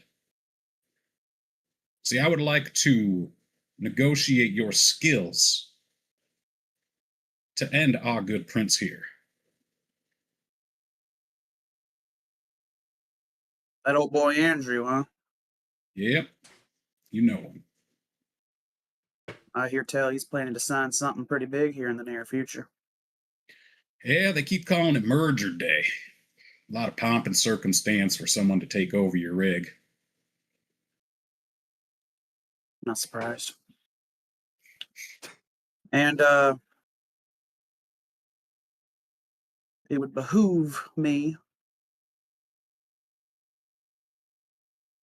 to assist in making sure that don't happen. Oh, making sure it do happen. I want you to shoot the man in the forehead.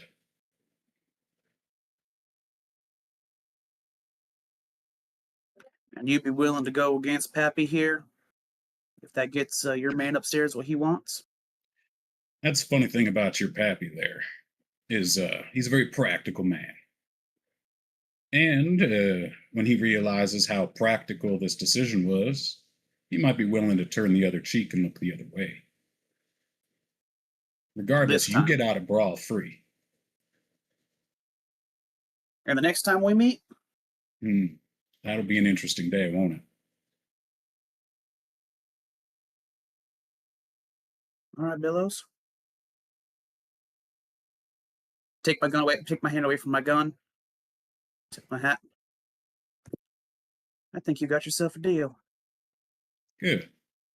Right when he's giving his big speech, you plug him one. Have a good night, Tin Man. And don't let the scavers bite you on the way out. And you see as he, without even taking a drag from his cigar, he exhales an immense amount of smoke. And then as the smoke clears, he's gone.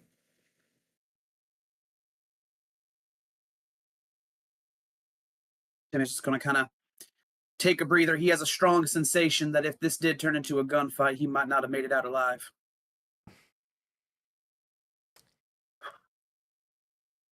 Told myself I wouldn't take another one of these damn jobs. Just kind of make his way back to Nico's shop.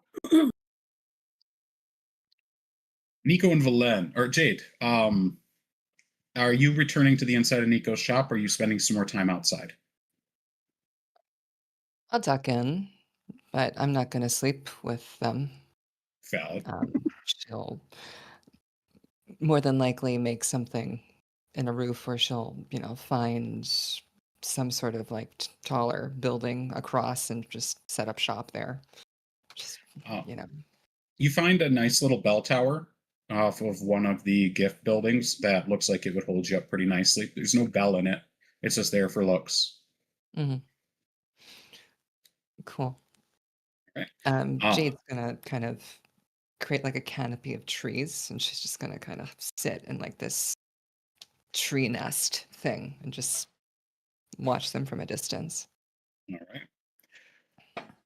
Nico and Valen, you see Tin Man slip out for a moment, and you continue your debate. And Valen, you actually see behind Nico, almost through him, as you're a little absorbed on what plans mean. The word stops making any sense to you. It's a You silly see, word. Let's stop yeah, saying it's an it. odd word. Let's just stop. Let's both agree. We both stop saying it.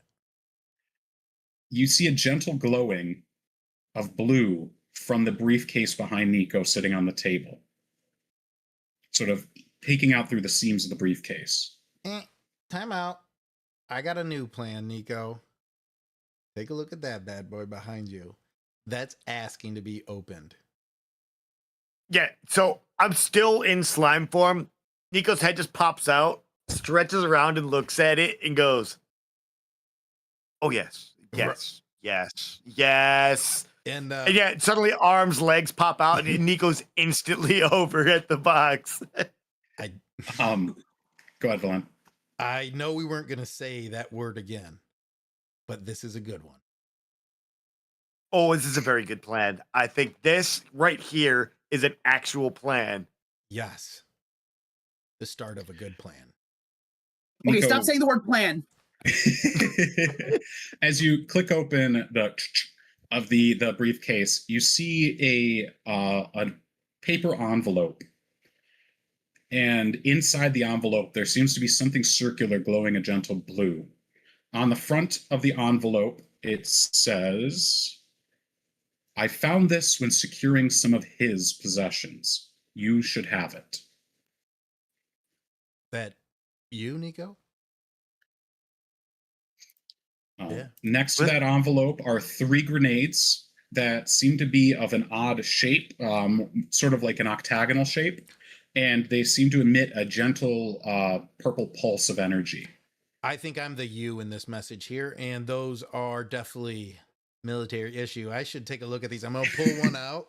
Nico already has one of the grenades, just stuffed it inside of his stomach. It's nope, that's mine. Hey, careful You- with that. You recognize these as a concept that you and Arnott had put together some time ago. These are gravity grenades. And as Well, I'm like- stuffing the other one in, I've sprouted 2 more arms and I've grabbed both of them, and I have all just Mine. Wait a minute. I get at least this one. fine. And yeah, just the hand comes out, and I will offer him one. All right. Nico, this is going to be the start of a great relationship. And I'm going to look at it and kind of like put it in Hey, my jacket. Glenn. You want to see? You want to see what they do? Yeah. And I'm going to take it out of the jacket and like in between And so us, I'm going to bring it up between our faces really closely as we're both looking at it and pull the like hold the pin and be like, No, not here. Out back. And it's like as he pulls the pin, I'm just getting like. And What are you going to do, Nico? What's that? So you pulled the pin, right? Yeah. Yeah. No, I mean, like the pseudopod's gonna come out and just like try and launch it out the back door. I will have you make an acrobatics check for me, please. All right. Oh, that's not the one I want to click on. Click there. It will not actually roll. So let's do. We should not have been left alone. No, shouldn't have. That is an 11. All That's right. why Jade's not there. It's just like I was perfect. legitimately just imagining Valen and Nico playing beer pong, where there's like Valen bouncing objects inside of Nico, but this is way better. Valen, I need to roll dice. Please. Oh, I need to roll dice. Oh. Whose box was this? I need you both to make a Constitution It was saving mine. throw, please. Okay, so Constitution saving throw, please. All right. Or no, dexterity. Sorry. Dexterity. Unless they're poison grenades. 8. Nico, you managed to get your pseudopod around half of it, and that shields you. It does not shield Valen. As it emits a massive pulse of gravitational energy, Valen, you will take, thankfully, only 10 force damage and be thrown 5 feet back into a pile of Nico's trash. Oh! And I like crash in, and like my glass is all messed up. I'm like, what the hell was that? Nico, from behind you Was awesome. you hear a voice coming through the paper in your briefcase. Nico, I'm very sorry. I hope you never have to see this. And I think that's your call for the night. Oh my gosh. Oh my gosh. Yo. Great episode. That was awesome. You boys having fun clowning over there? Hey, we're new boot goofing over here. Yeah. We're new boot goofing. Hey, great episode. Thanks for everyone tuning in. Mark, you did an amazing episode. Marina, you two stole the show tonight. And even that was beautiful. Dayton loved it. Everyone, so good. I got my jacket back, guys. We're looking good. Hey, thanks for tuning in. Go to our YouTube. Check out our past episodes. This will be up in this weekend on our YouTube, so you can see the Mark edit, which everyone loves so much. I will see you guys all tomorrow. We'll probably be playing some Dune, and I think we got maybe a movie night coming up here soon. Maybe. So well, I look forward to it. And Mark, take us away. As always, don't forget to wash your dice.